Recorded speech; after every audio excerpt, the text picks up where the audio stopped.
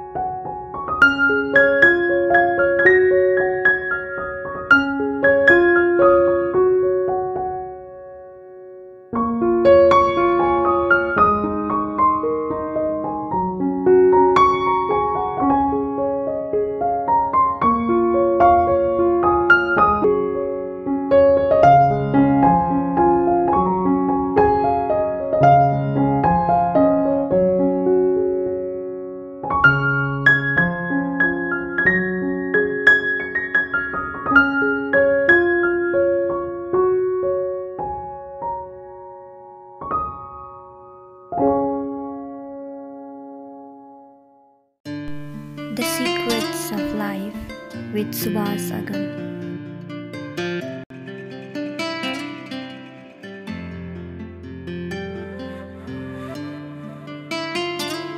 नमस्कार समादरणीय दर्शकवृन्द, स्वधर्म टिभीको प्रस्तुति कार्यक्रम द सिक्रेट्स अफ लाइफ अर्थात् जीवनको रहस्य कार्यक्रममा हजुरहरूलाई स्वागत गर्न चाहन्छु। आज हामी दुर्गा मन्दिर मणिग्राममा आएका छौँ।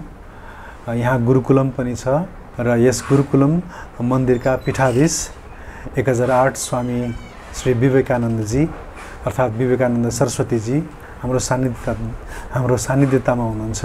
आउनुहोस् उहाँलाई कार्यक्रममा स्वागत गरौँ। कार्यक्रममा स्वागत छ गुरु। नमस्कार। हरि ओम। कुशलताको कामना। सन्चै हुनुहुन्छ के गुरु? ठिकै छ। पहिलो कुरा त हजुर अलिकति घाँटीमा हजुरलाई समस्या छ भन्नुभएको थियो, तथापि समय दिनुभयो। म एकदमै रेडी छु। धेरै धेरै आभारी छु गुरु। हजुरलाई भेट्न भनेर, हजुरसँग सत्सङ्ग गर्न भनेर धेरै पहिलादेखि हामीलाई सयौँ होइन हजारौँजनाले चाहिँ बुटोल जानुभयो भने त्यहाँ पुग्नु होला, त्यहाँ सत्सङ्ग गर्नु होला भनेर धेरैजनाले भन्नुभएको थियो। आज हजुरसँग भेट्ने अवसर मिलेको छ, धेरै नै खुसी लागेको छ गुरु। हामीले यो कार्यक्रममा जीवनलाई नजिकबाट बुझ्नको निम्ति जीवनका बारेमा हाम्रा मनमा उठ्ने प्रश्नहरू जुन छन् तिनै प्रश्नहरूलाई सकेसम्म विद्वानहरूको मुखारबिन्दबाट उत्तर पाएर जीवनलाई बुझ्ने चेष्टा गरिरहेका छौँ। हाम्रो कार्यक्रमको नाम नै जीवनको रहस्य अर्थात् द सिक्रेट्स अफ लाइफ अङ्ग्रेजीमा भन्ने गरेका छौँ। मानव चोलामा हामी मानव भएर यो संसारमा आउनु नै विलक्षण हो, त्यो नै दुर्लभ हो भन्छन्। पहिलो कुरा त त्यो कसरी हो गुरु? कसरी चाहिँ मानव चोला दुर्लभ छ? अब शास्त्रहरूमा हजुर दुर्लभो मानुषो देहो देहिनाम क्षणभङ्गुरः हजुर तत्रापि दुर्लभम भन्ने वैकुण्ठ प्रियदर्शनम। हजुर यो मनुष्यको जन्म अत्यन्त दुर्लभ किन भन्दा यही जन्मबाट धर्म अर्थ काम मोक्ष सिद्ध गर्न सकिने भएको हुँदाले यो मनुष्यको जन्म अत्यन्त दुर्लभ। हाम्रो पूर्वीय दर्शन अनुसार 84 लाख जन्म पश्चात अन्तिम अवस्थामा यो मनुष्यको जन्म प्राप्त हुन्छ। यही मनुष्यको जन्ममा गरेका शुभाशुभ कर्म अनुसार स्वर्ग नरक अन्य जन्महरू र मोक्ष पद पनि यही जन्मबाट प्राप्त गर्न सकिने भएको हुँदा यो मनुष्यको जन्म अत्यन्त दुर्लभ हो। यही जन्म प्राप्त गरेर मात्रै हामीले आत्मा अनात्माको विवेचना गर्न सक्दछौँ। यो जगत जड चेतनको विवेचना गर्न सक्दछौँ र यही जन्मबाट नै आफ्नो स्वरूपको परिचय गर्न सक्दछौँ। हुन त हामीले भन्ने गर्छौँ, हामी भनेर भन्ने गर्छौँ, यो 96 अङ्गुलले युक्त भएको शरीरलाई हामी भन्ने गर्छौँ। तर यसलाई सञ्चालन गर्नेवाला जुन देही भनेर गीताजीमा भनिन्छ, यो देहलाई सञ्चालन गर्नेवाला जुन देही हो त्यो देहीलाई जान्नु नै यो जन्मको सार्थकता हो, मनुष्य जन्मको सार्थकता हो। यसैले यो जन्ममा हामीले अनेक प्रकारका साधना सहित बिना साधना ब्रह्मतत्त्व जान्न सकिँदैन। जस्तै हाम्रो भगवान शङ्कराचार्यले साधन चतुष्टय सम्पन्नाधिकारिणां मोक्ष साधन भूतं तत्त्व विवेक प्रकारं वक्ष्यामः भनेर भन्नुभयो। साधन चतुष्टय सम्पन्न भएका अधिकारीहरूका लागि मात्रै मोक्ष प्रदान गर्नेवाला यो तत्त्व विवेक हो भनेर भन्नुभयो। अब त्यसको विवेचना कसले गर्ने त भन्दा मनुष्यको जन्ममा आएर हामीले नै गर्ने। यदि त्यो आत्मा अनात्माको विवेचना गर्नको लागि पहिला त साधना चतुष्टय हुनु पर्यो। नित्य अनित्य वस्तु विवेकः यः मूत्रार्थ फल भोग विरागः समाधि षटक सम्पत्ति मुमुक्षुत्वं च इति। पहिला यो नित्य हो र यो अनित्य हो भनेर छुट्याउन जान्नु पर्यो। जगत र जगतभित्र रहेको पदार्थलाई छुट्याउनु पर्यो। जगत र यो जगतलाई सञ्चालन गर्नेवाला तत्त्वलाई छुट्याउन जान्नु पर्यो। यसका लागि सत्सङ्ग गुरु वेदान्त वाक्यादिषु विश्वासः आदि हुनु पर्यो। यसैले यो जगत र जगतलाई चेतनशील बनाउनेवाला अथवा देहलाई चेतनशील बनाउनेवाला जुन तत्त्व हो त्यो ब्रह्म तत्त्व हो, भगवत तत्त्व हो।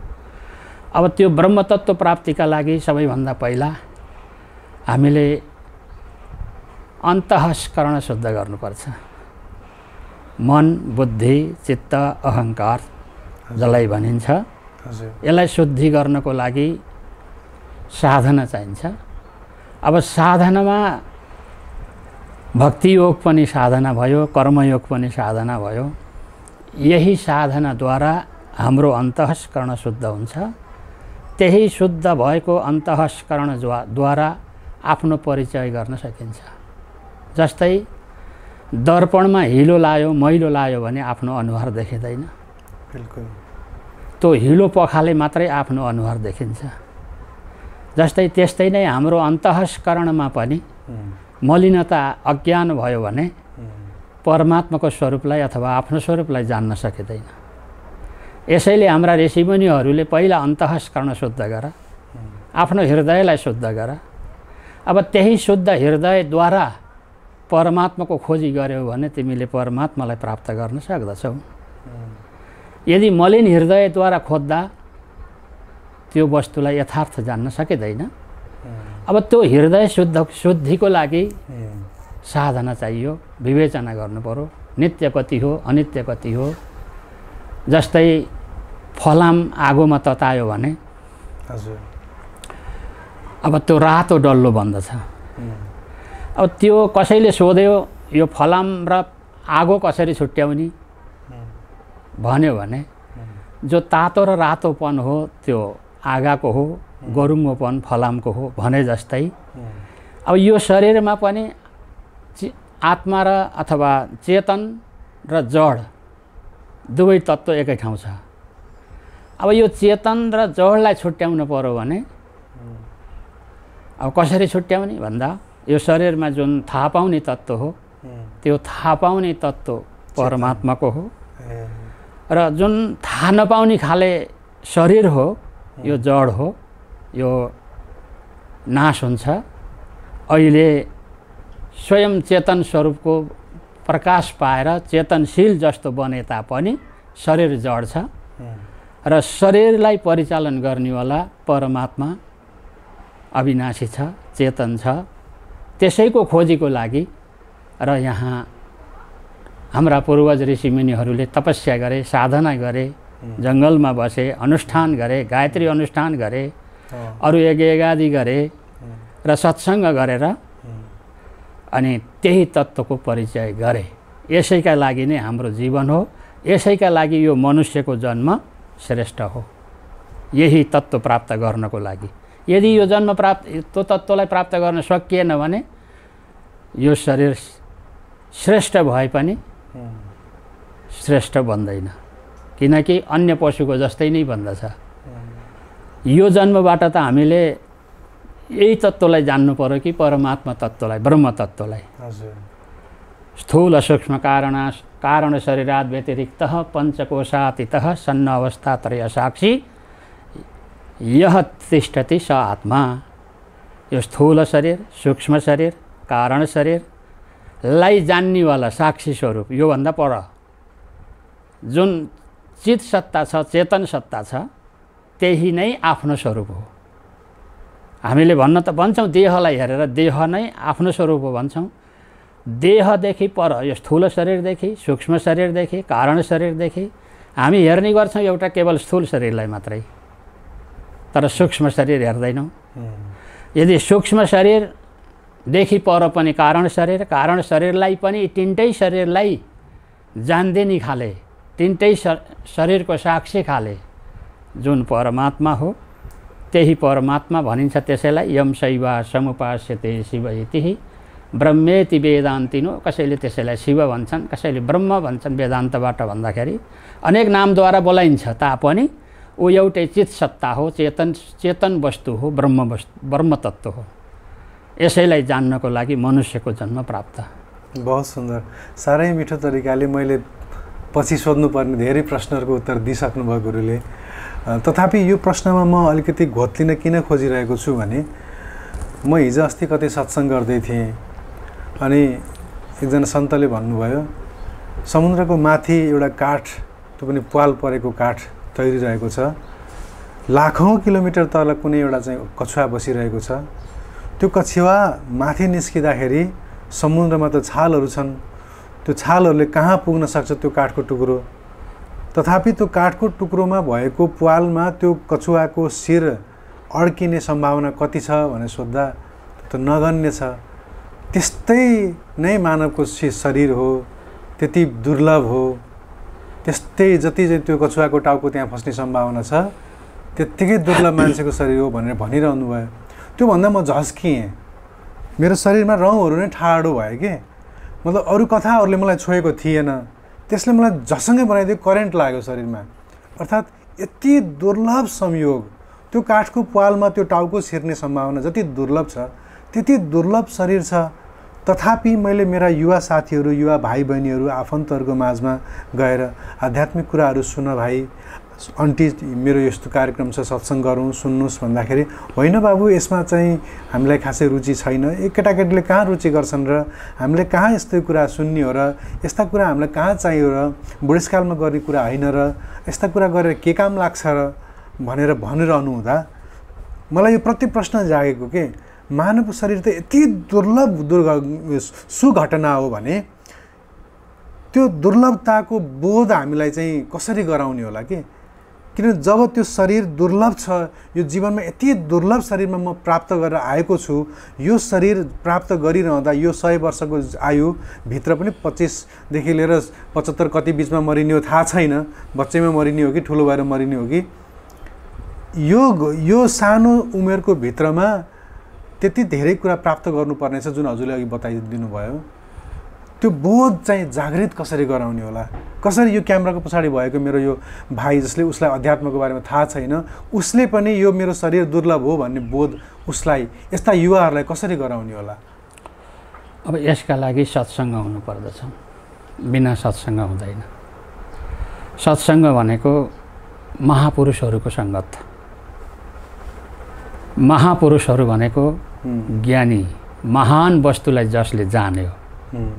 यो विश्व ब्रह्माण्डमा जहाँसुकै भएको सबैका हृदयभित्र पनि माता कुन्तीले प्रार्थना गरे चाहिँ अन्तः बहि व्यवस्थितम, बाहिर भित्र जुन वस्तु एक नासले छ, परिपूर्ण छ, त्यही वस्तुलाई जान्नेवाला महापुरुष जुन ज्ञानीहरू छन्, ती ज्ञानीहरूको सङ्गत भयो भने अनि यो जन्म कस्तो रहेछ, यो जन्मबाट के गर्नु पर्दो रहेछ, हामी यो संसारमा के का लागि आएका रहेछौँ, केवल विषय भोगका लागि मात्रै आएका हौँ कि केही अन्य वस्तु प्राप्तिको लागि आएका हौँ भन्ने कुरा ती महापुरुषहरूको सङ्गतद्वारा जान्न सकिन्छ।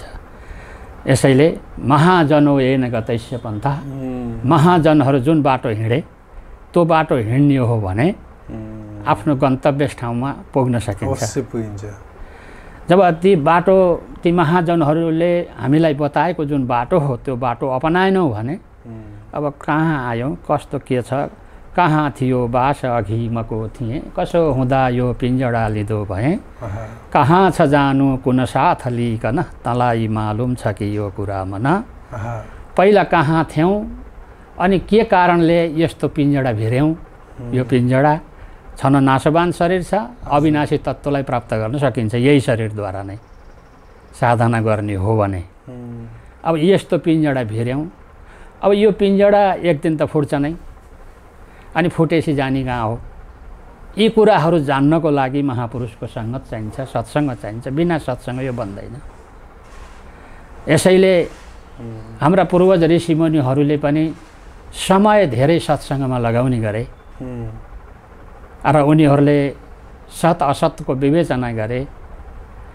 अब देहलाई हेरे पाउदेखि शिरसम्म जुन थाहा पाउने वस्तु छ चित सत्ता थाहा पाउने तत्त्व छ त्यो खाली कहीँ पनि छैन त्यो थाहा नपाउने ठाउँै छैन कहीँ पनि कसैले पछाडिबाट सानो तिनको छेस्कोले घोच्यो भने पनि नदेखेको बेलामा पनि थाहा पाइन्छ यसरी व्यापक भएको परमात्मालाई प्राप्त गर्नको लागि र हामीले ती महापुरुषहरूको सङ्गत भयो भने जान्न सकिन्छ यो दुर्लभ शरीर हो भगवान् शङ्कराचार्यले विवेक चूडामणिमा एउटा श्लोक लेख्नुभयो जन्तु नाम नरजन्म दुर्लभ मतः पुंस्तंस्ततो विप्रतः तस्मात् वैदिक धर्म मार्ग परतः विद्योत्तमस्मात् परम आत्मानात्म विवेचनम स्वानुभवो ब्रह्मात्मना संस्थितिर मुक्तिर्नो शतकोटि जन्म सुकृतेर पुण्यैर्विना लभ्यते जन्तुनाम नरजन्म दुर्लभ मतः जन्तुहरूमा मनुष्यको जन्म अत्यन्त दुर्लभ छ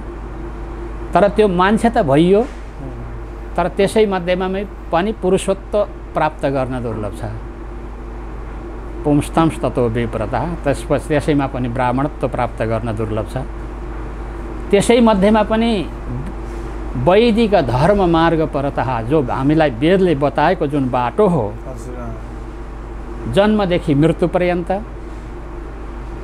प्रातःकालदेखि सायंकालसम्म हाम्रो यात्रा कसरी हिँड्ने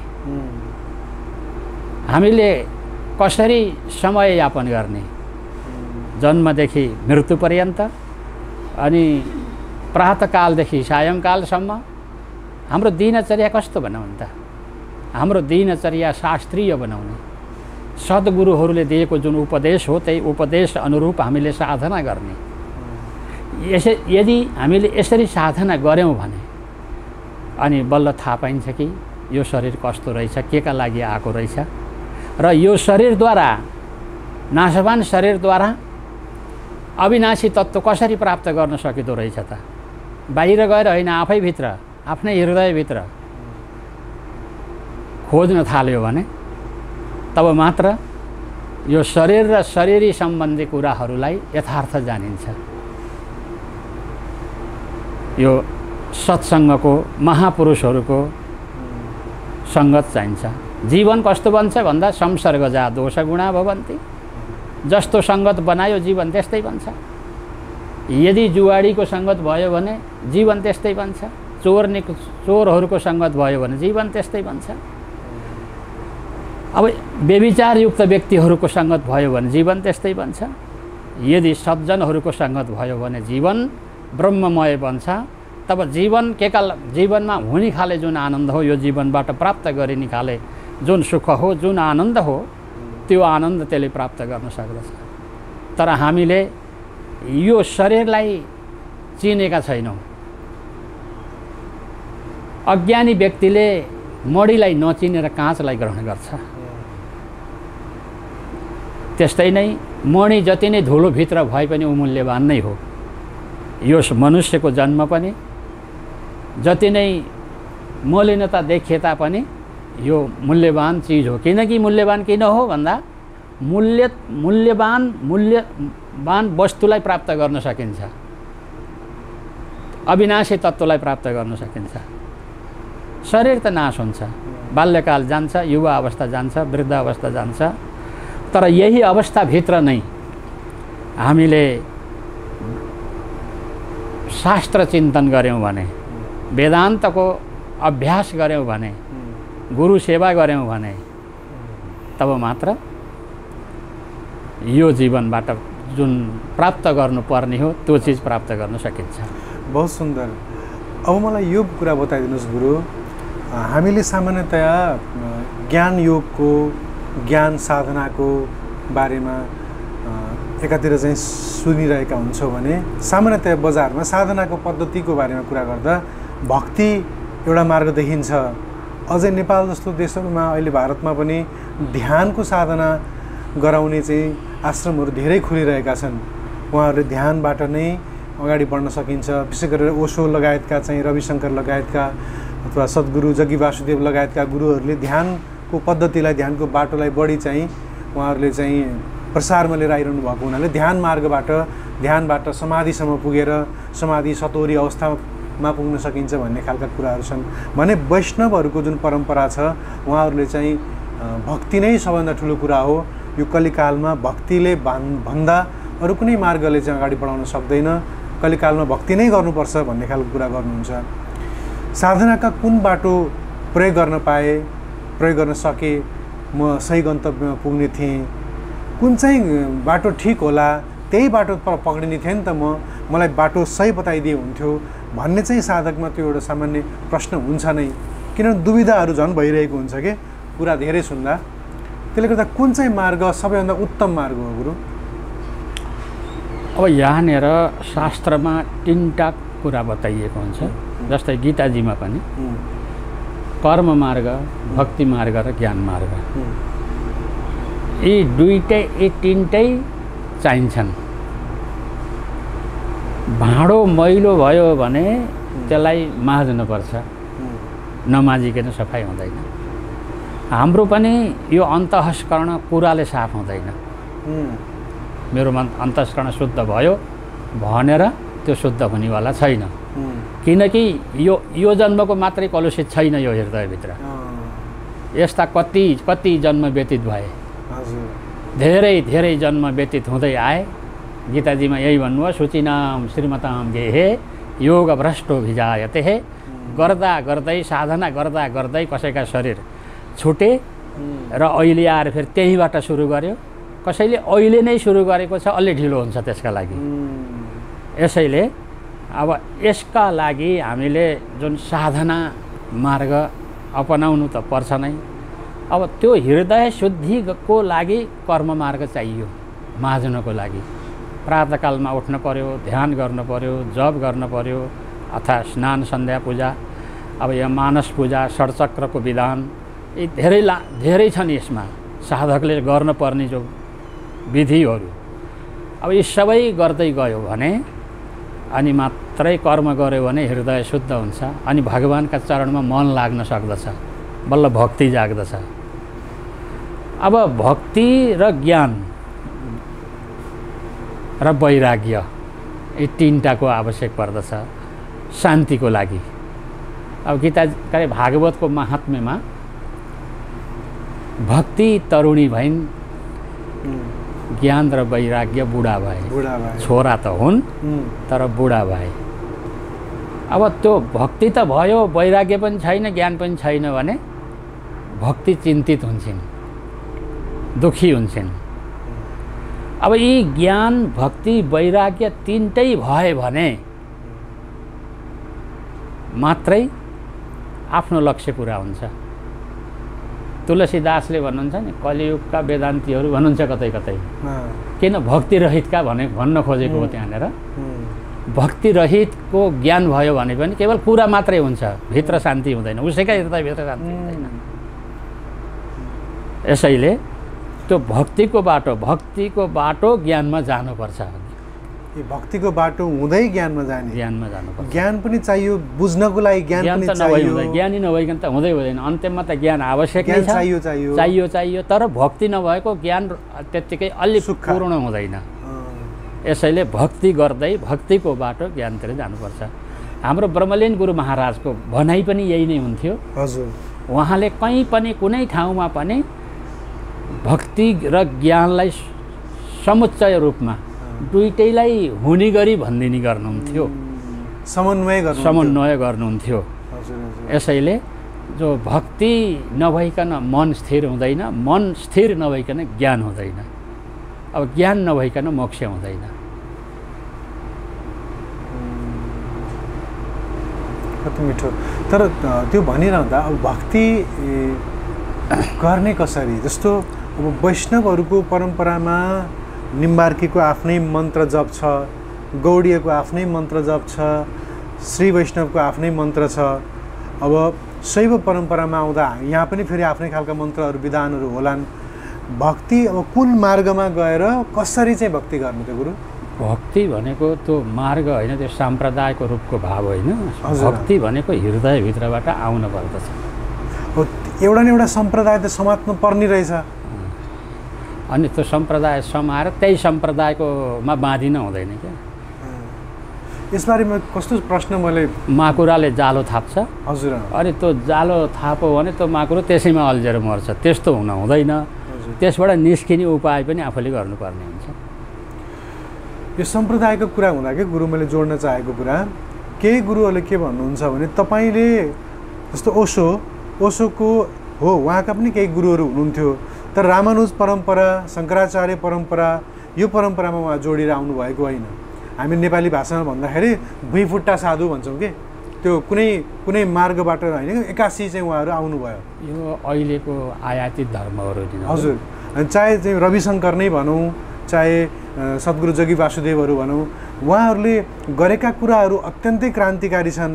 इभन वैष्णवभित्रका चाहिँ ले गीता बुझ्न सकेनन् भने ओशोले नै भनेका गीताहरू सुनिरहेका हुन्छन्, जगी वासुदेवका प्रवचनहरू सुनिरहेका हुन्छन्। हरेक परम्पराका गुरुहरूले उहाँका कुराहरू सुन्नुहुन्छ, किनभने उहाँहरूका कुरामा एउटा नयाँपन चाहिँ भेट्छन् फेरि मान्छेले। तथापि परम्परासँग जोडिएको छैन र परम्पराको करेन्ट जोडिनुपर्छ। जसरी चाहिँ हाम्रो यो घरको विद्युत चाहिँ मेन सेन्टरसँग जोडिएपछि मात्र लाइन आए जस्तै त्यो परम्पराको तार जोडिनुपर्छ, परम्परा चाहिन्छ भन्ने खालका कुराहरू छन्। यो वैदिक मार्ग हुनुपर्छ। हजुर। अब जो वेदले वर्णन गरेको छ त्यसलाई त्यही बाटो हिँड्नुपर्छ। अब त्यसदेखि अतिरिक्त त आफ्ना आफ्ना सम्प्रदाय अथवा आफ्नो आफ्नो भावना उनीहरूले प्रकट गरे, अब आफ्नो आफ्नो लाइन प्रकट गरे। तर वास्तविक हामीले भन्नुपर्दा जुन वेदः प्रणिहितो धर्म अधर्म तत् विपर्ययः, वेदले वर्णन गरेको धर्म हो, वेदले वर्णन नगरेको सबै अधर्म हो। अब त्यो अधर्म वेदले वर्णन नगरेकातिर हिँड्दाका कुरा र वेदले वर्णन गरेतिरका कुरा अलिकति नमिल्न पनि सक्छन्। अनि फेरि अर्को कुरा, यसै भित्रबाट लगेर कुरा गर्ने हो, जहाँसुकै गरे पनि। यही हाम्रै गीताको कुरा गर्ने हो, यही हाम्रै रामायणको कुरा गर्ने हो, यही हाम्रा जे छन् यिनै ग्रन्थहरूका अलिकति अंश केही न केही अंश लगेर अनि त्यहाँ कुरा गर्ने हो। कुरा गर्ने ठाउँ यदि आध्यात्मिकतिर क्षेत्रतिर कुरा गर्नको लागि यही नभइकन कुरा हुन्न नै हुन्न। तर त्यहाँ त्यो अलिकति लगेर त्यो पूर्णता नभएर अलिकति कुरा गरेका हुन् यिनी हो सबैले। तर वास्तविक हामीले विचार गर्नुपर्दछ कि वैदिक मार्गको बाटो हिँडेर भक्ति हुनुपर्दछ। त्यो भक्तिबाट वैराग्य उत्पत्ति हुन्छ, त्यो वैराग्यद्वारा ज्ञान हुन्छ, अनि त्यही ज्ञानद्वारा मोक्ष हुन्छ। कसरी गर्ने भक्ति बताइदिनुहोस् त गुरु। अब भक्ति कसरी गर्ने भन्दा पनि भक्ति त अब अहिले मैले भनिसकेँ, गुरुको शरणमा गयो। अब गुरु त आफूले छान्न पर्यो। अब हामीले भन्नुपर्दा भगवान् शङ्कराचार्यले जुन भक्तिको मार्ग पनि, वैराग्यको मार्ग पनि, ज्ञानको मार्ग पनि तिनटै कुरा गर्नुभयो। अब त्यही गुरुहरूको सङ्गतद्वारा नै भक्ति गर्न जानिन्छ। भक्ति त जाग्ने हो भित्रबाट, साधना गर्दा गर्दै आफै फुर्ने जात हो। भाव आउनुपर्छ, प्रेम आउनुपर्छ, श्रद्धा हुनु पर्यो। पहिला सगुण स्वरूपमा श्रद्धा हुनु पर्यो। भगवान्का स्वरूप दुईटाको वर्णन हुन्छ, एउटा सगुण स्वरूपको, एउटा निर्गुण स्वरूपको। शास्त्रमा कहीँ पनि पहिला सगुण स्वरूपमा हाम्रो मन लगाउनु भक्ति हो। अब त्यही सगुण स्वरूपमा मन एकाकार हुँदा हुँदै मन तन्मय त्यसैमा गएर मिल्नु निराकार स्वरूप हो। भक्ति हुँदा हुँदै भक्तिको साधनाको साथसाथमा आफ्नो मन अमन हुनु, चित्त अचित्त बन्नु। मैले एउटा समस्या हाम्रो समाजमा के देखिरहेको छु भने गुरु, कोही व्यक्ति आध्यात्मिक छ, गाउँघरमा आध्यात्मिक हुनु भनेको मन्दिरमा जानु, पूजाआजा गर्नु र बेला बेलामा शिवरात्रि आदि सेलिब्रेसन्सहरू विभिन्न यस्ता तिथिहरू पर्दाखेरि त्यहाँ जाने खैजरी मजुरा बजाउने, नाच्ने गाउने आदि इत्यादि गर्ने र कहिलेकाहीँ बुढाबुढीहरू बसेर यसो सत्सङ्ग गर्ने त्यो गरेको पाइन्छ। तर हजुरहरू जस्ता ज्ञानका सागरहरू जो विभिन्न यस्ता खालका गुरुकुलमहरूमा हुनुहुन्छ, केही आश्रमहरूमा हुनुहुन्छ, एउटा आम मान्छेले ज्ञान पाउन चाहन्छ, बुझ्न चाहन्छ, जान्न चाहन्छ भने अथवा उसलाई रुचि छैन, थाहा छैन, तर उसलाई रुचि जगाउनुको निम्ति हामीले केही गरिरहेका छैनौँ कि जस्तो देखिन्छ। जस्तो बजारमा ओम शान्ति भन्ने संस्थाले चाहिँ गाउँमा गएर चाहिँ उहाँहरूले सेन्टर खोलिरहनु भएको छ। उहाँहरूले भनेका कुराहरू कतिपय विवादास्पद कुराहरू छन्, कतिपय कुराहरू वेद विपरीत कुराहरू भनिरहनु भएको छ। तर उहाँहरूको सेन्टर यति धेरै गाउँ टोलमा छरिएको छ कि उहाँहरूले भनेका वेद विपरीतका कुराहरू पनि बजारमा स्थापित भइरहेका छन्, किनभने सेन्टरहरू बढी भइरहेछन्। स्कुल लगायतका संस्थाहरूले भक्ति बढाउनुको निम्ति चाहिँ संस्थाहरू गाउँमा उहाँहरूले पनि खोल्ने प्रयत्न गरिरहनु भएको छ र उहाँहरूको गौडीय वैष्णव परम्परा बजारमा आइरहेको छ। हामीसँग जुन मूलधारको वैदिक ज्ञान भएका हामीसँग जुन चिज छ नि, झन् हामीसँग जुन हिरा समातेर बसेका छौँ नि, हाम्रा त्यस्ता सेन्टरहरू नहुनाले, हामीले बाहिर गुरुकुलम मात्र लेखेर राख्नाले, हामीले चाहिँ पनि यहाँ आएर ध्यान सिकाउँछौँ, हामीले पनि आउनुहोस् यहाँ साधना गराउँछौँ भनेर हामी अलिकति मुखर भएर बाहिर नआइरहेको हो कि भन्ने देखिन्छ गुरु। यसलाई चाहिँ कसरी हेरिरहनु भएको छ? छुट्टिँदाका साल जाँगरिलो हुन्छ अरे छोरो, त्यस्तै अब हाम्रो धर्मबाट छुट्टिएर अलिकति फराक बनाउँछु भन्दाखेरि उनीहरू जाँगरिला बनेका हुन्। तर हाम्रो त सनातन वैदिक कालदेखि चल्दै आएको परम्परा, अब यहाँ यसो गर्नुपर्छ उसो गर्नुपर्छ भनेर अब नभने पनि यो परम्परा अहिलेदेखिको होइन। यी परम्पराहरू यी बिचमा आएका जति नै चटक मटक भए पनि अन्त्यममा सबै यही ठाउँमा नआइकन कसैलाई पनि हुँदैन। अन्त्यममा यही वैदिक परम्परा जो सनातन वैदिक धर्मबाट चल्दै आएको जो परम्परा हो, यही परम्पराभित्र अन्त्यममा आएर आउनु नै पर्दछ। अब अहिले यताउता साधना गरे, आफूले जे बुझे उनीहरूले आफूले बुझेका कुरा गरेका हुन्, अनि पछि उनीहरू नै आफ्नै ठाउँमा आउँछ। अब मलाई चाहिँ हाम्रो कार्यक्रम का सब्सक्राइबरहरू लगभग अहिले आज हामीले कुरा गरिरहँदा 27,000 केही हुनुहुन्छ। महिनामा लगभग चाहिँ 2-3 लाखदेखि लिएर 7-8 लाखसम्मले हेर्नुहुन्छ विश्वभरि।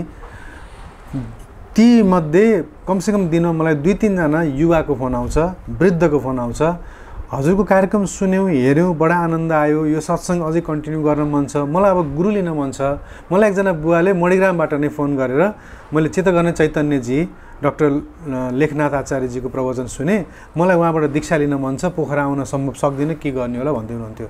हजुर यहाँ हुनुहुन्छ, मणिग्रामको मान्छेले मलाई फोन गरेर म काठमाडौँ पोखराको गुरुलाई भेट्न मन लाग्यो, मैले यहाँ केही देखेको छैन, चिनेको छैन भन्नुहुन्छ होइन। अब हजुरहरू यहाँ हुनुहुन्छ नि, त्यो हजुरहरू भएको ठाउँमा म पनि मेरो दुर्भाग्यले आउन पाएको थिइनँ। अब आजको कार्यक्रम पश्चात चाहिँ धेरैले हजुरको बारेमा थाहा पाउने भए, त्यो चाहिँ खुसीको कुरा हो। तर उहाँहरू जस्ता वृद्ध व्यक्तिहरूदेखि लिएर युवाहरूलेसम्म के भन्नुहुन्छ भने हामीलाई गतिलो ठाउँमा चाहिँ पुर्याइदिनुहोस् न। यहाँ गयो त्यहाँ पनि चाहिँ झोल मटोल कुराहरू छ, गलत कुराहरू सिकाइराखिएको छ, अनि तिनीहरूकै बोलबाला छ बजारमा बढी। उनीहरूले नै धेरै, उनीहरूकै टेलिभिजन छन्, उनीहरूकै युट्युब च्यानल छन्, उनीहरूकै मिडियाहरू छन्, उनीहरूको कुरा बार बार बजारमा आउँदा त्यो कोका कोला किन्न जान्छु भनेर नजाँदै पनि पसलमा गएर मान्छेले कोक दिनुहोस् न भने जस्तो त्यो मिडियामा यति बजेको छ कि त्यही कुरा नै प्रतिस्थापित भइरहेको छ बजारमा। अनि यति बेला हामी अलिकति जागरुक बन्ने हो कि भन्ने चाहिँ कुरामा म चाहिँ हजुरलाई धकझकाउनु मात्रै खोजेको गुरु मैले। अब हामी नजागेको त छैन, अब हाम्रो सत्सङ्ग चलिराखेको छ। हजुर यो हाम्रो परम्पराभित्र अब हाम्रै जोड्नु पर्दा हाम्रो परमानन्दीय परम्पराभित्र हजुर अब सत्सङ्ग नभएको छैन। हजुर अब कसैले यहाँ दीक्षा लिन आउन चाहन्छ भने दीक्षा लिन सम्भव छ है गुरु?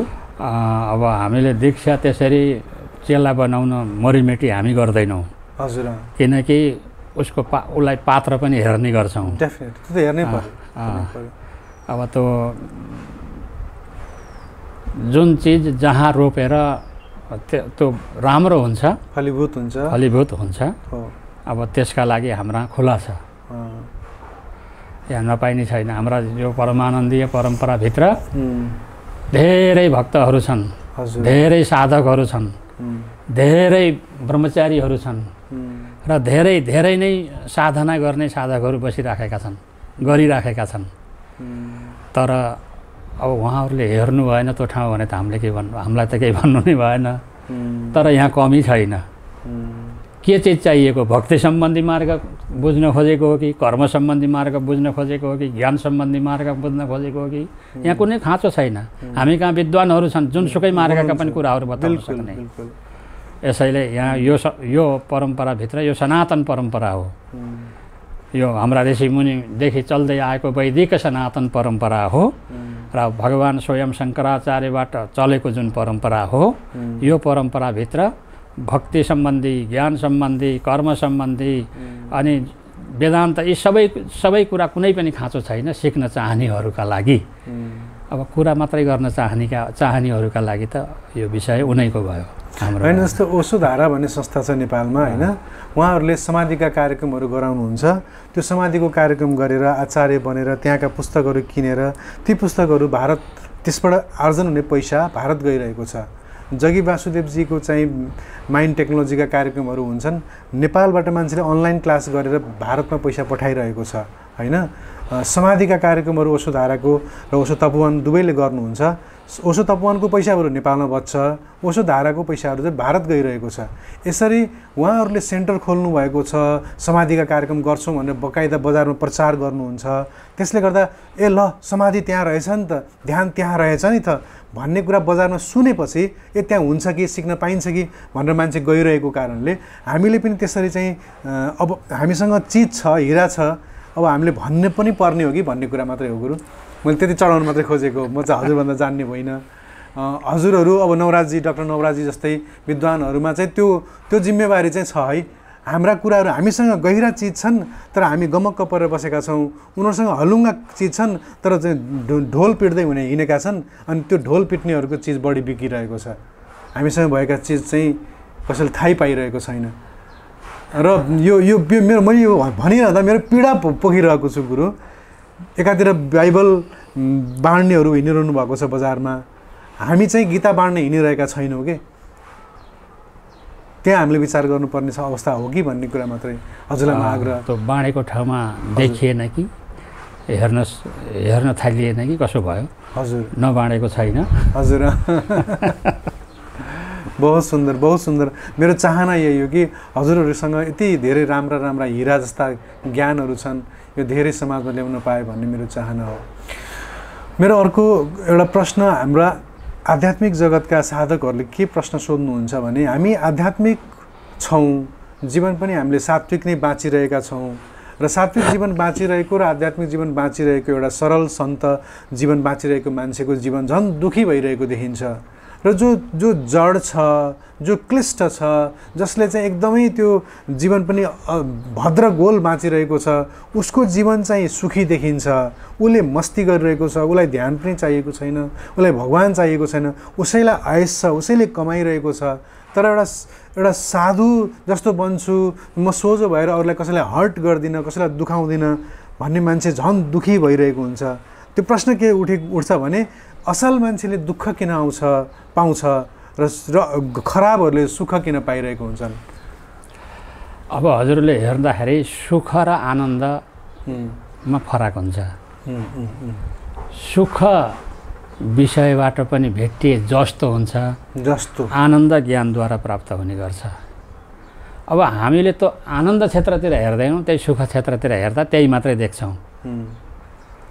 आनन्द जो कसैका घर गएर हेरौँ, सबै खानपिन पनि राम्रै छ, बसेको छ, मजा गाडीमा हिँडेको छ, गजब छ, त्यसलाई हेर्दा अरूले हेर्दाखेरि क्या सुखी रहेछ यो मान्छे जस्तो हुन्छ।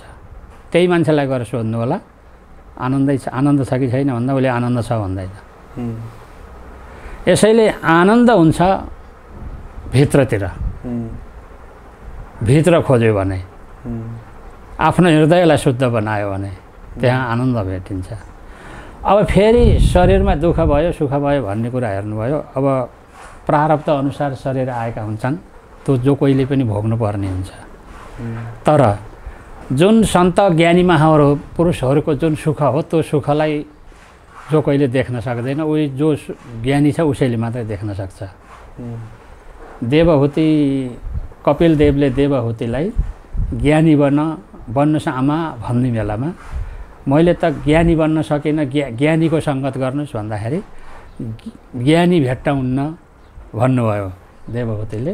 कपिल देवले त्यति बेला के भन्नुभयो भन्दाखेरि आमा पहिला ज्ञानी भेट्टाउन आफू ज्ञानी हुनुपर्दछ। सिङ्गै विश्व बनाउने मन भए आफै बनै पुग्दछ। यदि अरूलाई बनाउनु छ भने पहिला आफू भन्नुपर्दछ। यसैले ज्ञानीलाई चिन्नको लागि आफू ज्ञानी हुनुपर्दछ। सर्पका खुट्टा सर्पैले देखेको हुन्छ, त्यस्तै नै ज्ञानीलाई ज्ञानीले नै देखेको हुन्छ, ज्ञानीले नै चिनेको हुन्छ। यसैले त यो जुन अहिलेको जुन बाहिर देखावटी जे छन् त्यतातिर मात्रै हेर्ने बानी भएर जस्तो सृष्टि भयो दृष्टि भयो सृष्टि त्यस्तै हुने गर्दछ। यदि आध्यात्मिक दृष्टि भयो भने अनि आध्यात्मिक सन्तहरू भेटिन्छन्, आध्यात्मिक सम्पत्ति भेटिन्छ, त्यो आनन्द भेटिन्छ। अब भौतिक दृष्टि भयो भने त्यही भौतिक वस्तुलाई मात्रै हेरिन्छ, त्यही देखिन्छ, अर्को त देखिँदैन। यसैले जस्तो दृष्टि हुन्छ त्यस्तै नै सृष्टि हुन्छ। भागवतमा सुखदेवजी जन्मिनुभयो। वेदव्यासजीले पछि पछि गएर सुखदेवजीलाई बोलाउँदै जानुभयो। सुखदेवजी तपस्या गर्न जानुभएको थियो। त्यति बेला कुनै पोखरीमा कुनै अप्सराहरूले स्नान गर्दै थिए। त्यो स्नान गर्ने क्रममा सुखदेवजी जाँदा वास्तै गरेनन्। वेदव्यासजी पछाडि जाँदाखेरि लौ मान्छे आयो भनेर कपडा लगाउन थाले। वेदव्यासजीका मनमा शङ्का भयो अनि सोध्नुभयो त्यति बेला यो किन त्यो सुखदेव जाँदा तिमीहरूलाई यो कोही मान्छे आयो भनेर कपडा लगाएनौ, म आउँदा यस्तो किन भन्दा त्यति बेला ती अप्सराहरू भन्छन् हे वेदव्यासजी हजुरको दृष्टि र सुखदेवजीको दृष्टिमा फरक छ। हजुरको दृष्टि देह दृष्टि छ, सुखदेवजीको दृष्टि देव दृष्टि छ। अब देव दृष्टिमा सबै ठाउँमा परमात्मा देखिन्छ, देह दृष्टिमा कहीँ कहीँ मात्रै हुन्छ त्यो। यसैले हजुरको जुन देह दृष्टि छ, देह दृष्टि भएको कारणले हामीले हजुरसँग लाज मान्यौँ। तर जुन देव दृष्टि जसको छ त्यसका लागि सबै ब्रह्ममय भगवतमय। हरिरेव जगत जगदेव हरि हरितो जगतो नहि भिन्न तनु इति यस्य मति परमार्थ गति स नरो भवसागर मुद्धरति। यसरी त्यो देव दृष्टि भयो भने अनि त्यो व्यक्तिले भेटाउँछ त्यो जहाँ मोडी छ त्यो मोडीलाई प्राप्त गर्दछ। अब देह दृष्टि भयो भने अब देह दृष्टिले हेर्दाखेरि त्यहाँ जाँदाखेरि पनि यस्तै हो भन्छ, फर्किन्छ, त्यस्तै हुन्छ। तर पहिला दृष्टि बनाउनुपर्छ साधना गरेर, गुरुको कृपाद्वारा हुन्छ यो। फेरि कति सुन्दर। हामी यो कार्यक्रमको बारेमा विभिन्न व्यक्तिहरूसँग कुरा गर्दाखेरि यस्तो कार्यक्रम छ हेर्नुहोस् भन्दाखेरि कतिपयले चाहिँ आध्यात्म भनेको त बुढेसकालमा गर्ने चिज हो, युवा अवस्थामा प्राप्त गर्न किन पर्यो र किन चाहियो र अहिले अर्थ उपार्जन गर्ने समय हो, अर्थ चाहिन्छ भन्ने उदाहरणहरू दिनुहुन्छ। त्यही उदाहरण दिइरहँदा अस्ति मैले नवलपरासीका एकजना सन्त लोकहरि गुरुको बारेमा उहाँका पुत्रसँग कुरा गर्दै थिएँ। उहाँका पुत्रले चाहिँ सरकारी जागिरै पाउनु भएको रहेछ। विशेष गरेर चाहिँ युनिभर्सिटी नै टप गरिसकेपछि युनिभर्सिटीका मान्छेहरू उहाँलाई घरैमा आउनुहोस् पढाउनुहोस्, युनिभर्सिटीको हेड हुनुहोस् भनेर बोलाउन जाँदा छोरा गायत्री पुरस्चरण चाहिँ महत्त्वपूर्ण हो, पुरस्चरण गर, जागिर चाहिँदैन, नाम चाहिँदैन, साधना चाहिँ चाहिन्छ, साधना काम लाग्ने कुरा हो। शरीर रह्यो भने चाहिँ अरू सबै गर्नु, नत्र शरीर गयो भने चाहिँदैन, अरू सब काम लाग्दैन भनेर भन्नुभएको रहेछ। त्यस्ता सिद्ध सन्तहरूले पैसालाई पनि महत्त्वपूर्ण नहेरिकन पैसा चाहिँदैन, गरिबै भए पनि पुग्छ, साधना चाहिँ गर्नुपर्छ भन्नुहुन्छ। संसारले चाहिँ अर्थ पनि चाहिन्छ, त्यसपछि साधना गर्नुपर्छ भन्नुहुन्छ। कसरी हाम्रो बाटो त्यहाँनिरै बिग्रेको छ। हजुर हामी पहिला के गर्न आएका हौँ यहाँबाट सुरु गर्नुपर्छ। हजुर यो मनुष्यको देहमा हामी के गर्नको लागि आएको, एउटा हुन्छ मुख्य अर्थ, एउटा हुन्छ गौण अर्थ। यो मनुष्यको जन्म भजनको लागि आएको। अब भजन मात्रै गर्ने हो कि कसो भन्दा भोजन गर्नु पनि हो, तर त्यो गौण रूपमा। अहिले के चलेको छ यहाँ भन्दाखेरि भोजन फुर्सद नभए पनि गर्ने, भजन जहिले फुर्सद हुन्छ त्यहिले गर्ने भन्ने हो। यहाँनिरबाट बिग्रिँदै अरू मामला बिग्रिँदै गएको जताततै हो न हो। पहिला भजन गर्ने, अनि त्यो भजन गर्नको लागि देह रक्षाको लागि भोजन पनि गर्ने हो भने यिनी कुराहरू सबै बाटो सुध्रिँदै जान्छ। तर हामी कहाँ त्यहाँबाट बिग्रियो छ कि भोजन नगरी नहुने, भजन अब बाँचिएछ भने गर्नु पर्ला, फुर्सद भयो भने गर्नु पर्ला भन्ने चलन यो भएको छ यहाँनिर हुन्छ। तर होइन, त्यो होइन। भजन मुख्य हो, भोजन गौण हो। अनि अब अवस्थाको कुरामा चाहिँ युवा अवस्थामा प्रहलादहरूले गरेको चाहिँ हामी उदाहरणहरू सुन्छौँ। उहाँले नै बचपनदेखि नै भक्ति गर्नु भनेर भनेको श्लोकहरू पनि सुन्छौँ। त्यसले गर्दा युवा अवस्थामा गर्दा र पछि प्रौढ अवस्थामा गर्दामा फरक के हुन्छ? अब पहिलेदेखि गर्दै गयो भने जो त्यो संस्कार बस्दै गयो भने अब पछि वृद्ध अवस्थामा सजिलो पर्छ। अब वृद्ध अवस्थामा गर्न जाँदाखेरि त शरीरले साथ पनि दिँदैन। गर्ने त पहिलेदेखि हो, जुन दिन थाहा पाइयो त्यही दिनदेखि। थाहै होसै पाइएन भने त अलग कुरो भयो। परीक्षित महाराजलाई जुन दिन तँ 7औं दिनका दिन मर्छस् भन्ने थाहा पाउनुभयो त्यही दिन गङ्गा किनार जानुभयो, अनि भागवत सुन्न थाल्नुभयो। उहाँ घर नभएर बुढो भएर जानुभएको होइन, तर 7 दिनमा मेरो मृत्यु हुन्छ अरे भन्ने थाहा पाउँदा बित्तिकै भजन गर्न जानुभयो। त्यस्तै नै अलिकति हामीले पनि हाम्रो जीवन यसका लागि हो भनेर जुन दिन थाहा पाइन्छ त्यो दिनबाट सुरु गर्नुपर्छ। अब त थाहा पाउने त पहिले हुनु पर्यो, प्रभु कृपा हुनु पर्यो, आफ्नो पुण्य हुनु पर्यो। पुण्यको प्रभाव नभएसम्म आत्मानात्म विवेचनम सनुभवो ब्रह्मात्मना संस्थितिर मुक्तिर नो शतकोटि जन्म सुकृतैर पुण्यैर बिना लभ्यते। अनि धेरै जन्मको पुण्य एकत्रित नभएसम्म यो भावना आउँदैन। अब भावना नआउनुको कारणले गर्दा उसले उल्टा सुल्टा के कुरा गर्न थालियो हुन्छ। एउटा यो नास्तिकहरूको प्रश्न कस्तो खालको प्रश्न छ भने गुरु, भगवान किन चाहियो मलाई? कि भगवान बिना संसार सम्भव छैन, मेरो गति सम्भव छैन, मलाई भगवान किन चाहिएको? अब यो नास्तिकको प्रसङ्ग भयो। अब उसले त अब भगवान नभइकन त भन्न नि सकेन। प्रहलादले तेरो भगवान, प्रहलादलाई हिरण्यकश्यपले तेरो भगवान कहाँ छ भनेर भन्दाखेरि पिताजी हजुरका भित्र बसेर तेरो भगवान कहाँ छ भनेर कसले भन्यो त्यही मेरो भगवान हो भन्नुभयो प्रहलादले। हजुरका भित्र बसेर तेरो भगवान कहाँ छ भनेर हजुरले जो भन्नुभयो त्यो भन्ने नै मेरो भगवान हो। अब त्यसले भगवान सगवान चाहिन्न भन्ने नै भगवान हो। त्यसका भित्र ऊ नभए त उसको बोली नै आउँदैन, उसको शब्दै हुँदैन। तर उसको भाव मात्रै बिग्रेको, तर भगवान नभएको त होइन नि त। होइन, यस्ता पनि प्रश्नहरू उठ्छन् र मैले सोध्ने गरेको छु। नउठ्ने कुरो छैन, त हाम्रा नि आउँछन्। हाम्रा कहीँ कार्यक्रम हुँदाखेरि त्यस्ता प्रश्नहरू आउँछन्, प्रशस्त उत्तर दिनुपर्ने हुन्छ। अब उहाँ अलिकति कडो रूपले पनि दिनुपर्ने हुन्छ कुनै ठाउँमा। अब त्यस्ता त आउँछन्, नआउने कुरै छैन। तर वास्तविक भगवान नभइकन नास्तिक पनि भन्दैन, अडिँदैन। उसैको आधारमा हो भन्ने जे भने पनि, तर उसले देखेन, आफैसित भएको वस्तु आँखा नबसेको। ठिक छ, भगवान हुनुहुन्छ हुनुहुन्न भन्ने प्रश्न एउटा छ होइन। तर अर्को प्रश्न, मलाई भगवान किन चाहियो त नि? मैले भक्ति किन गर्नु? मैले नगरिकन म एउटा गुड गाई, गुड पर्सन, गुड ह्युमन, एउटा राम्रो मान्छे, राम्रो मानव बनेर मात्रै मेरो जीवन चल्दैन। मैले भक्ति किन गर्नु पर्छ? होइन, राम्रो बन्ने कसरी हो फेरि त्यो पनि हुनु पऱ्यो नि, जान्नु पऱ्यो। राम्रो हुनको लागि के हुनुपर्छ? राम्रो कस्तालाई भन्छन्? चोरले त्यही चोर्नेलाई राम्रो भन्छ, तर शास्त्रले भन्दैन। हजुर। अज्ञानीले त अज्ञान जनित पदार्थलाई राम्रो भन्छ, तास खेल्नेले, जुवा खेल्नेले त्यही जुवालाई राम्रो भन्छ। अनि शास्त्रले त्यसलाई त राम्रो भन्दैन फेरि। अब राम्रो के त, यसलाई छुट्याउने दिमाग त उसका भित्र हुनु पर्यो नि त। त्यस किसिमको बुद्धि हुनु पर्यो, राम्रो छुट्याउने खाले आफूभित्रै हुनु पर्यो। अब त्यसले छुट्याएन र कुरा गरौँ भन्दैमा मैले ऐनै भने, ऐनामा हिलो लाग्यो भने आफ्नो मुख देखिँदैन।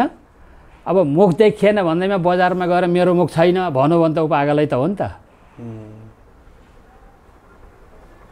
गाउँ त्यो बजारकाले के भन्छन् त त्यसलाई, मेरो मुख छैन भनौँ भने के खुसिएर के भएर आइस भन्दैन नि त। त्यस्तै झैँ अब आफ्नो अन्तस्करण शुद्ध भएन, उसका लागि त्यो देखेन भनौँ, बिचरा उसले जे जानो त्यही भन। बाटो अघि अलि धेरै छ, जान्नुपर्ने विषय धेरै छन् त्यसका लागि, तर उसले त्यत्नैसम्म जाने थियो, त्यत्नै भनौँ होइन। जस्तो विशेष गरेर यो राजनीतिज्ञहरूबाट आउने प्रश्न अझै मैले पाएको छु। हामी समाज सेवा गरिरहेका छौँ, समाजको हितको लागि, दुखीहरूको हितको लागि, कम्युनिस्टहरूकै कुराहरू सुनौँ न, हामी साम्यवाद ल्याउँदैछौँ, हामी चाहिँ समाजलाई चाहिँ दुखीहरू, समाजका दुखीहरूलाई सहयोग गर्दैछौँ, हामीले त्यो राम्रो गरिरहेका छौँ। हामीलाई भगवान किन चाहियो? हामीले यति राम्रो सुकर्म गरिरहेका छौँ, भगवान हामीलाई चाहिँदैन। उसलाई जनता त आफ्नो पार्टी मात्रै हुन्छ नि, फेरि अर्का पार्टी त जनतै गन्दैन, फेरि कसरी समाज सेवा भयो त नि? वसुधैव कुटुम्बकम उसको मनमा छैन, भएन नि। अब अर्का पार्टी भए त गर्दै गर्दैनन् त्यसले त, त्यो राजनीतिबाट हेर्ने हो नि त।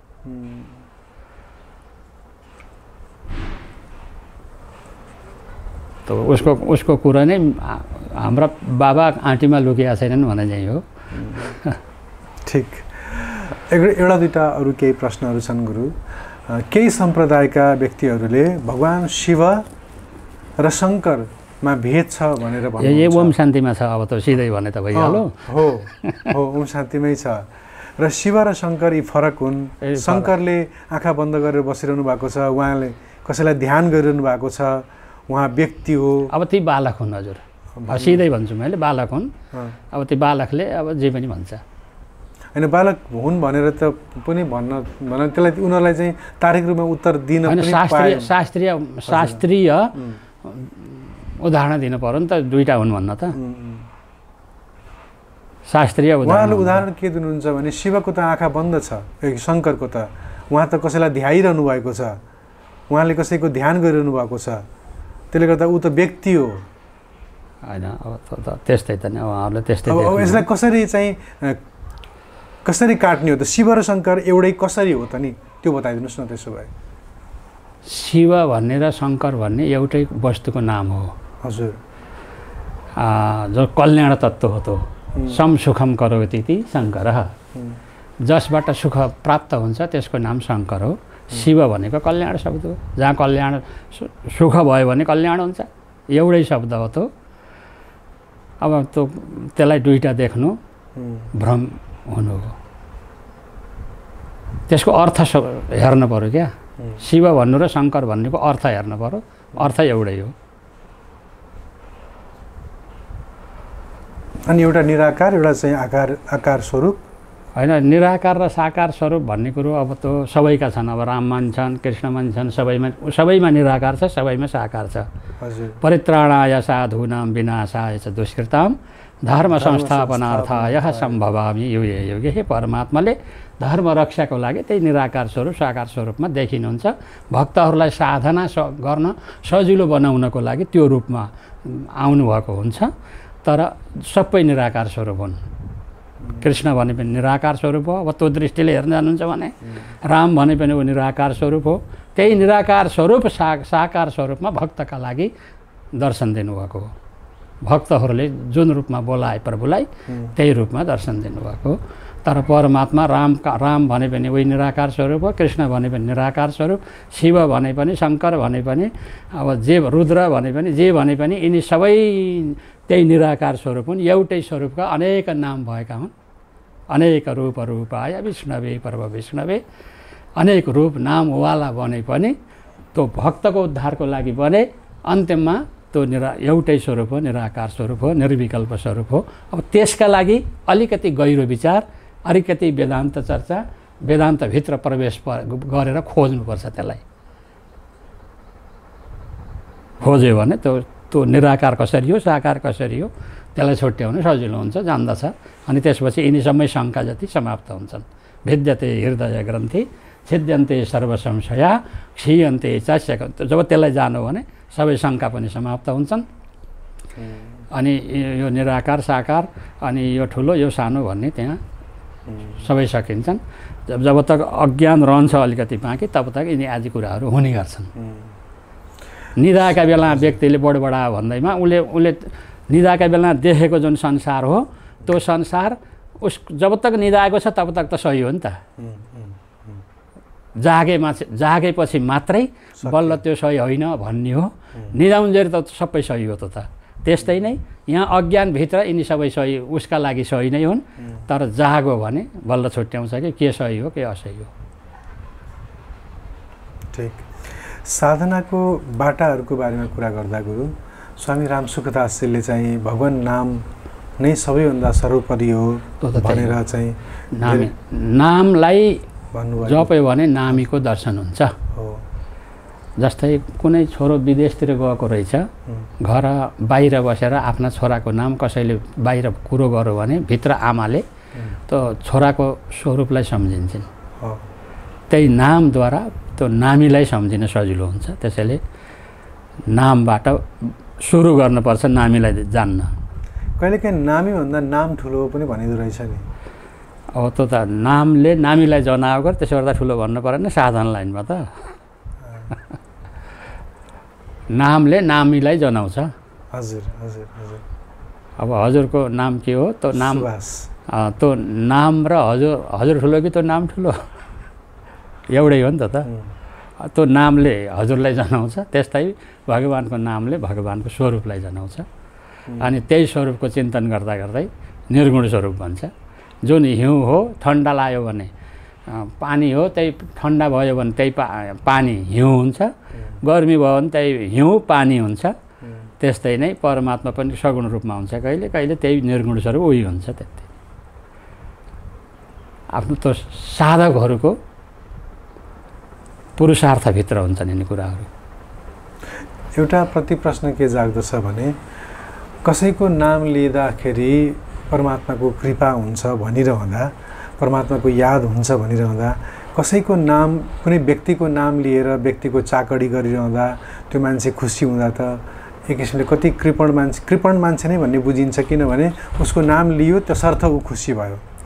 परमात्माको नाम लिँदा परमात्माको कृपा हुने र नगर्दा नहुने चाहिँ कुरालाई हेरेर प्रश्न उठ्न सक्छ कि नाम लिँदाखेरि नै खुसी किन हुने, नाम नलिनेहरूप्रति चाहिँ किन त्यसो विदेश द्वेष त? न उसलाई द्वेष होइन, भगवान्ले द्वेष गर्दैन यहाँनिर।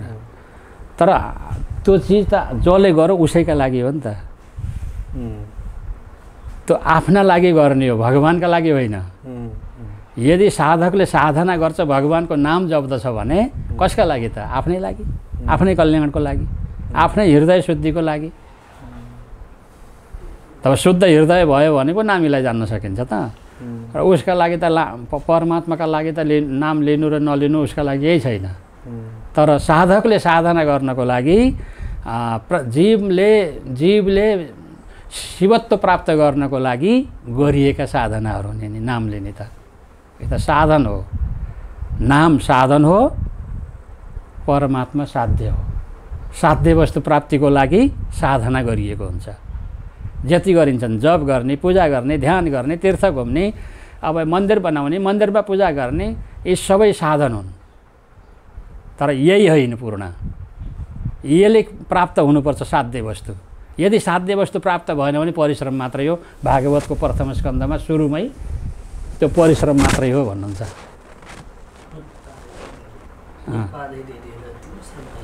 शर्म ए भई के भल भन्नुहुन्छ। यो त साधन हो। जप गर्ने, पूजा गर्ने, कण्ठी लाउने, भस्म लाउने, टिका लाउने, अनि प्याला कपडा लाउने, राता कपडा लाउने, सबै साधन हुन्। तर यसद्वारा साध्य वस्तु प्राप्त हुनुपर्छ। यदि साध्य वस्तु प्राप्त हुँदैन भने यी कपडाले निकाइ गर्दैन, त्यो कण्ठीले निकाइ गर्दैन, टिकाले पनि निकाइ गर्दैन। यो साधन हो। तर यो साधन यस्तो हुनु पर्यो निष्काम। साधन पनि सकाम र निष्काम दुई किसिमको हुन्छ। अब यही आफ्नो मान प्रतिष्ठा प्राप्तिको लागि गर्यो भने उताको वस्तु छोडियो। मान प्रतिष्ठाको लागि साधना गर्ने होइन, साधना साध्य वस्तु प्राप्तिको लागि गर्ने हो। अहिलेका धर्महरूमा के हुन्छ, आफ्नो मान प्रतिष्ठाको लागि साधना गरिन्छन् अनि त्यो वास्तविक तत्त्वलाई जान्न नसकिएको मात्रै हो। यसैले ती जापसाप गर्ने साधन हुन्। तर साधन कसरी गरिन्छ फेरि त जप पनि निष्काम भावले गरिन्छ या सकाम भावले गरिन्छ। निष्काम भावले गरियो भने साध्य वस्तु भेटिन्छ, सकाम भावले गरियो भने यही विषय अलिकति प्राप्त त हुन्छ तर अलि दिनपछि जस्ताको तस्तै हुन्छ जीवन। यसैले त्यो साध्य वस्तु प्राप्त भयो भने मात्रै बल्ल जीवनको सफलता हो। अनि साध्य वस्तु भनेर भनिरहँदा त्यो साध्य वस्तु प्राप्त भएको बोध कसरी गर्ने? बोध त उसैले गर्ने। मिस्त्री चले चबायो, गोइलो उसैले जान्ने हो। मिस्त्री खाएकाले गोइलो कस्तो भयो भनेर सोध्ने हो भने अब भन्न मिल्छ त? पाएकोले नै थाहा पाउँछ, उही खाएकाले थाहा पाउने हो।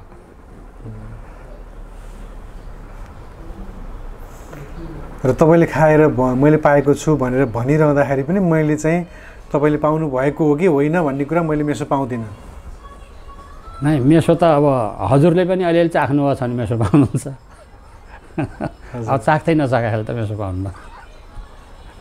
कहिले चाख्दै नचाखेर यो यस्तै हुन्छ भने त क्या थाहा पाउँछ? जसले चाखेको छ उसले यस्तै हुन्छ, उसले खाँदा यस्तै भयो भने थाहा पाउने हो। फोन त्यो गरिदिनुहोस् न, कहाँ छ अफ गर्दा हुन्छ? होइन त त्यत्तिकै रहँदै हुन्छ, साइलेन्समा राखिदिनुहोस् न। हजुर, भनेपछि चाखेको चाहिँ मान्छेले थाहा पाउने भयो। जे होस्, यी सबै साध्यहरू हुन्, यी साधनहरू हुन्। साध्य चाहिँ त्यो परम साध्य वस्तु सबैको एउटै हो फेरि। अब ये जे शान्ति भन्नुहोस्, ओम शान्ति भन्नुहोस्, ओसो भन्नुहोस्, जे भन्नुहोस्, सबैले प्राप्त गर्नेवाला साध्य वस्तु उही हो। तर यतै साधनामा नै भुल हो भने साध्य वस्तु प्राप्त गर्न सकिँदैन। अब त सक्ने नसक्ने उनी आफै साधले जान्नु पर्यो। तर जुन परम्पराभित्र, वैदिक परम्पराभित्रका साधनहरू गर्यो भने त्यो साध्य वस्तुलाई प्राप्त गर्न सजिलो हुन्छ। साध्य वस्तु प्राप्त भइसकेपछि कसैका अहङ्कार आउँदैनन् फेरि। म यस्तो हुँ, उस्तो हुँ, यता हुँ, यो केही हुँदैन। एउटै वस्तु भर्याङबाट गइसकेपछि, माथि गइसकेपछि सबै एउटै हुन्छ। एउटा अहम प्रश्न धेरैले सोध्ने गर्नुहुन्छ, मैले गुरु कसरी रोज्ने होला, गुरु कसरी चिन्ने होला? धेरै भ्रम भयो। मैले गुरुबाट नै मतलब धोका पाएँ, गुरुले नै मलाई चाहिँ मिसलिड गरिदिनु भयो, मैले सही गुरु पाउन सकिनँ। कसरी होला सही गुरु चिन्ने?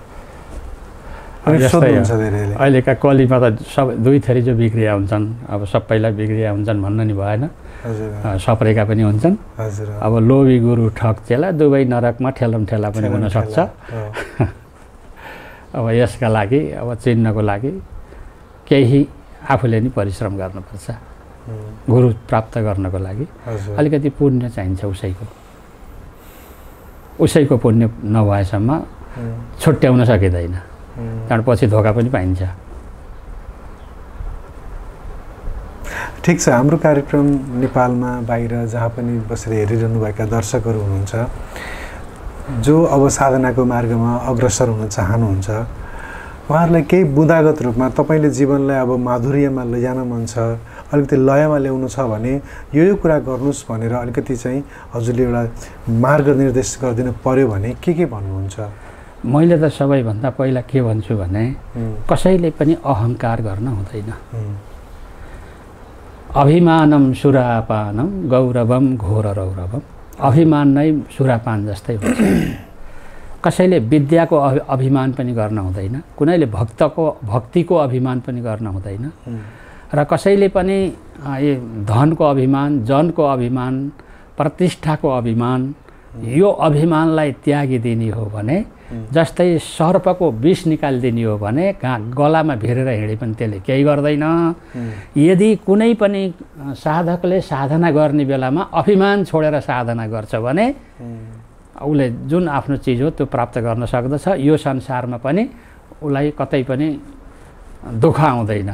मतलब शारीरिक दुःख त हुन्छन् नै, मानसिक दुःख उसले वास्तविक स्वरूपलाई जानेको हुन्छ। यसैले सबैले आफ्नो आफ्नै ठाउँबाट वैदिक परम्परा अनुरूप हामी जुन सनातन हाम्रा ऋषिमुनिहरूबाट चल्दै आएको जुन परम्परा हो, यही परम्परा अनुरूप साधना गर्ने, तर अभिमानलाई छोडेर। अभिमान नमिस भने जस्तै दहीमा माखो मिसियो भने त्यो दही माखो फालेर खाए पनि पेट बटार्न थाल्छ। त्यस्तै नै साधकले साधना गर्ने साधकले अभिमान सहित भक्ति गरो, अभिमान सहित अब जुनसुकै पनि कर्म गरो भने अब त्यसले बिचमा अनेक पेट बटार्न नि सक्छ। यसैले अभिमान त्यागेर गर्नुपर्छ जुनसुकै कर्म गर्दा पनि। बहुत सुन्दर। अन्तमा आज सीता नवमी, माता सीताको जन्म भएको दिन, माता सीताको बारेमा थोरै केही बताइदिनुहोस् न। अब सीताको त अब ज्ञान स्वरूप नै हुन्। अब सीता भनेको प्रकृति स्वरूप नै हुन्। जुनसुकै अवतारमा पनि त्यो शक्ति सबैका ठाउँ सबैमा एउटै हुन् शक्ति थिए। राम हुने बेला सीता हुनुभयो, भगवान त्यही निराकार स्वरूप राम हुने बेला सीता हुनुभयो, शिव हुने बेला पार्वती हुनुभयो, नारायण हुने बेला लक्ष्मी हुनुभयो, कृष्ण हुने बेला राधा हुनुभयो। यी आदिहरू जुन शक्ति सृष्टितिर फर्किनु पर्यो, सृष्टि हेर्नु पर्यो, शक्तिको साथमा नै सृष्टि हुने गर्दछ। अब अन्त्य अवस्थामा यो सृष्टि पनि समाप्त हुँदै ज्ञानीहरूले गयो भने प्रकृतिभन्दा परको जुन ब्रह्मतत्त्वलाई प्राप्त गरेका हुन्छन्। यसैले सीताको साथ नभएसम्म, ज्ञानको सङ्गत नभएसम्म पुरुषलाई प्राप्त गर्न सकिँदैन। यसैले ऊ प्रकृति स्वरूपा ज्ञान स्वरूपा नै हुन् सीता। ठिक हुन्छ गुरु, बहुत खुसी लाग्यो हजुरको चाहिँ सान्निध्यतामा बसेर धेर बहुत थोर बहुत कुराहरू गर्ने सुन्ने अवसर मिल्यो। अन्तमा मैले प्रश्न सोध्न बिर्सेको र हजुरलाई यति चाहिँ बताइदिउँ भन्ने लागेको केही छ भने अन्त? नै, अब यो ठिकै छ। हजुरले जुन यो आज यो स्वधर्म टिभीबाट टिभीमा जुन सत्सङ्ग गर्ने अवसर मिल्यो, अब यो स्वधर्म टिभी हेर्नेहरू जति सबैले पहिला आफ्नो जीवन क्षणिक छ, सदाकाल रहँदैन। यो क्षणिक जीवनबाट अविनाशी तत्त्वलाई जानेर संसारबाट बिदा हुनुपर्दछ। सबैले अविनाशी तत्त्वलाई खोजी गर्नुहोला, अहङ्कारलाई छोडिदिनु होला, भक्ति ज्ञान वैराग्य सहित आफ्नो जीवनलाई पवित्र, आफ्नो सदाचारयुक्त जीवन, दिनचर्या पवित्र बनाउँदै आफ्नो जीवन बिताउनु पर्दछ। जब तक प्रारब्ध रहन्छ तबसम्म यो शरीर रहन्छ। यो शरीर हुन्जेलसम्म हामीले जुन अविनाशी परमात्मा हो त्यसको खोजीको लागि यहाँ कर्म गर्नुपर्छ, साधना गर्नुपर्छ। अब यो टिभी हेर्ने जतिले यसलाई विचार गरेर आफ्नो जीवनको उद्धार गर्नुहुनेछ र यो टिभीको पनि उत्तरोत्तर प्रगति हुँदै जाओस्, मेरो पनि यही शुभ कामना। धेरै धेरै धन्यवाद गुरु, बहुत खुसी लाग्यो हजुरसँग सत्सङ्ग गर्न पाइयो र फेरि पनि हजुरसँग सत्सङ्ग गर्ने अवसर मिलोस्। हजुरको समयको लागि आभारी छु, धेरै धेरै धन्यवाद। नमस्कार। हुन्छ त यो कार्यक्रम यतिन्जेल हेरेर बस्नुहुने समस्त दर्शकवृन्दहरूलाई धेरै धेरै आभार व्यक्त गर्दै क्यामेरामा साथ दिने भाइ आशिष कणेललाई पनि विशेष आभारसहित कार्यक्रमबाट बिदा हुन्छु। नमस्कार। The Secrets of Life with Subhas Agam.